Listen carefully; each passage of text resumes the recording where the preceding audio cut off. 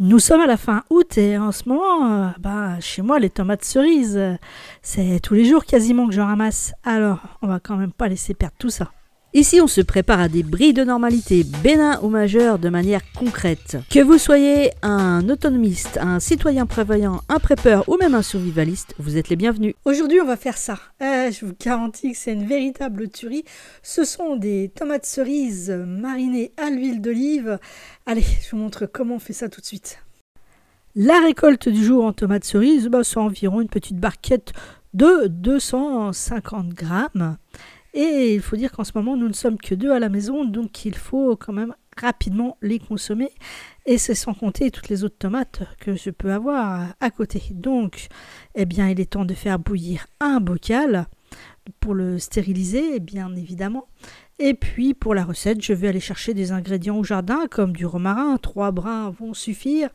J'ai également ail, oignons, échalotes que je vais incorporer dans ma recette avec de l'huile, puisque les tomates vont mariner dans l'huile d'olive. J'ai également du basilic qu'il me faut aussi repiquer, donc ça va être l'occasion de pouvoir sélectionner ce petit plant de basilic pour pouvoir le redupliquer. Voilà, il est mis dans de l'eau pour pouvoir avoir des racines pour plus tard. Et maintenant, il suffit de laver les tomates et ensuite de tout incorporer dans le bocal avec l'huile, le romarin, l'ail, l'échalote, le basilic. Et voilà, vous mettez tout dans le bocal, on ferme et puis on va laisser ce bocal pendant 2-3 mois avant de le consommer.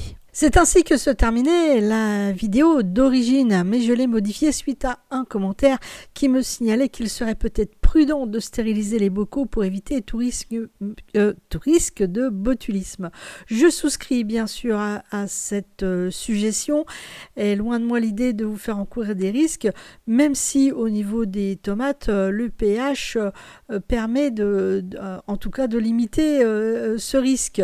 Malgré tout, il est vivement conseillé quand même de stériliser, de faire revenir vos bocaux, les faire bouillir dans une température de 100 degrés Celsius pendant au moins 15 minutes. Voilà, ceci étant dit, j'espère que vous avez apprécié cette vidéo. N'hésitez pas à la commenter, à la partager, à mettre un like et à très bientôt pour une prochaine vidéo. Ciao!